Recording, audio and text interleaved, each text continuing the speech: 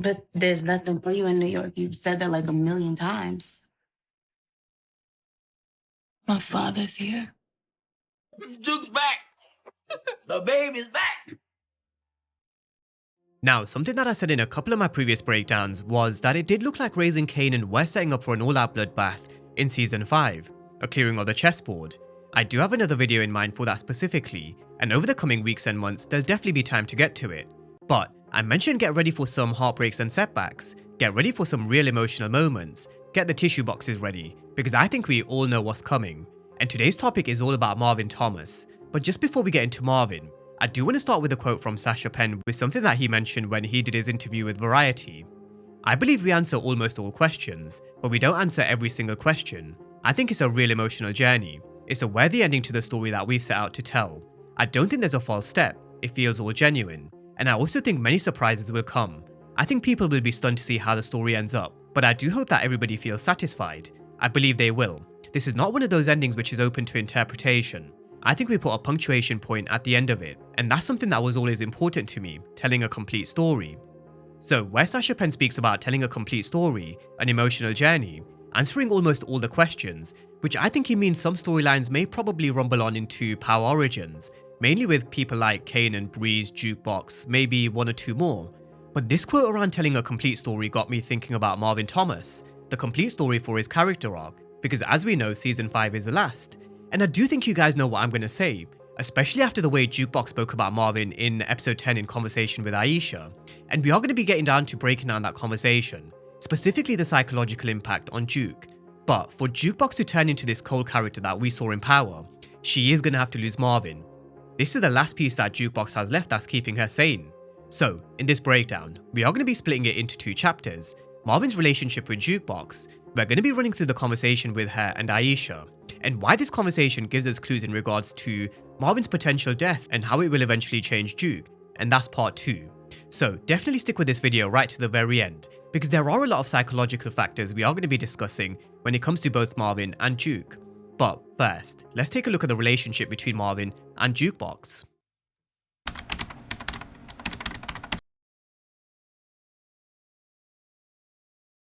Now, at the beginning of Season 1, we know what Duke and Marvin's relationship was like, and I do think we have to highlight some of what we saw, especially with what we're going to go through in part 2, it is quite important. Marvin had a real hard time in being a father, accepting Duke's sexuality, and Sasha Penn did mention that in one of his interviews. One of the toughest scenes that we've ever shot in this series was this scene, in episode 8 of Season 1, when Marvin assaults his daughter because he discovers she's gay. There was a lot of conversation at the time whether we could ever redeem Marvin from that, about whether Duke could ever forgive him, and whether he could ever forgive himself, and also if that relationship was in any way salvageable. I had this conversation quite a bit with London Brown, who plays Marvin spectacularly, and it's a testament to London's work, frankly, that we were able to show this character was capable of a real profound change, and, even more important, that his daughter was able to see it, recognize, and acknowledge that the change that he's made, and how powerful that is for a father and daughter, a parent and a child to do that. It's so hard to change, but if you do that with your kid, that's just an incredible act of love, right? And a lot of parents aren't capable of that, but Marvin is. For me, it's one of the most satisfying parts of raising Kanan. Now, even me at the time, I thought to myself back in Season 1, how does Marvin even manage to salvage any kind of relationship with Duke? But lo and behold, he went to therapy in Season 2. He learned how to control his temper. He realized if he wanted to have a relationship with Duke, that he has to work on himself first. That's with everything in life. If you're going through some real tough moments, the best thing you can do is work on yourself. Be better than you were yesterday. Eventually, when everything's supposed to be, everything will fall into place. For Marvin, he had to do a lot more because it wasn't going to be easy to repair this relationship with Duke, but he did manage to do it. We're not going to go through the entire evolution from seasons 1 to 4, but for their relationship to go from this to now a very loving relationship, where Duke even actually feels comfortable to open up to Marvin, and also vice versa, they really have come a long way. Marvin's come a long way, because he may be this gangster who does gangster shit. We know what he's capable of, what he's done, the murders that he's committed. I mean shit, I think he's probably dropped, what, close to 10 bodies in season 4? But at the same time as being a gangster who does gangster shit, he also has a very big heart, which sometimes does get him into some big shit at the same time. We saw it with Amber. He made sure to check upon Amber, made sure she was safe. He was there for her when she got dumped with 2 more junkies. And he also circled back around just like he promised. And these are the things that make us love Marvin's character. Now on the flip side, you've then got things like this with Ellie Tyler and Stefano making side hustles behind Rock with the Italians, not telling her the full truth, which just makes us think, fuck's sake Marvin, you've gone and done all this hard work and now you're just gonna mess it up for little bread on the side with people you can't trust. You've come so far but you never miss an opportunity to miss an opportunity. Although I do think nobody can ever hate Marvin's character ever again. It's crazy the way Sasha Penn's really delivered Marvin's character, and also his character development, definitely in a good way, which is why he's arguably top 5 for me in terms of favourite characters in the Power universe. But let's talk about the conversation between Aisha and Duke, because it is going to be important for what we discuss in part 2. He needs me, Aisha. And if I'm not here to watch after him, no one will.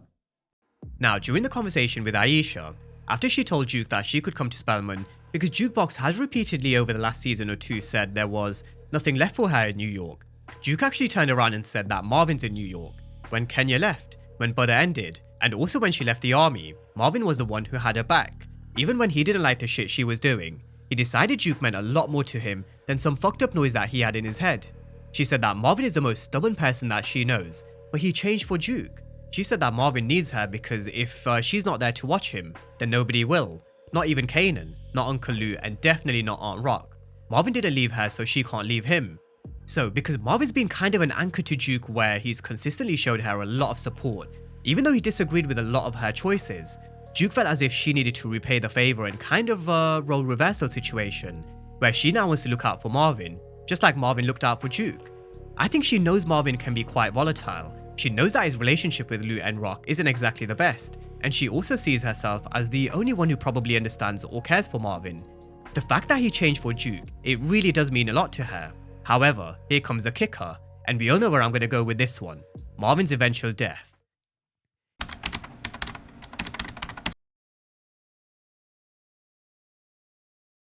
Now the first thing I do want to touch on is this scene here in the teaser they released for season 5.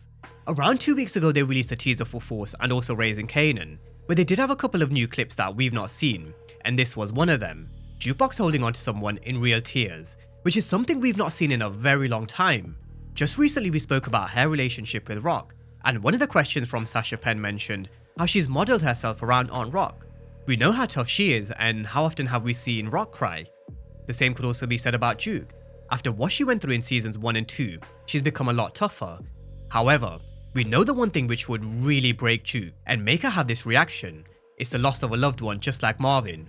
And there are 5 points I do want to run through. 1. How Marvin is Jukebox's anchor. Just coming back to a conversation with Aisha, we spoke about how Marvin is Jukebox's anchor at this moment, and if Marvin was to die in season 5, that strips Jukebox of basically a primary source of stability and support. He was there when shit went down with Kenya, her music, and also the army. We then saw him encouraging Duke to get back into education, or at least stay on the right path. So, losing Marvin really would begin to isolate her where she does lose her Rock. Number 2. Guilt and regret.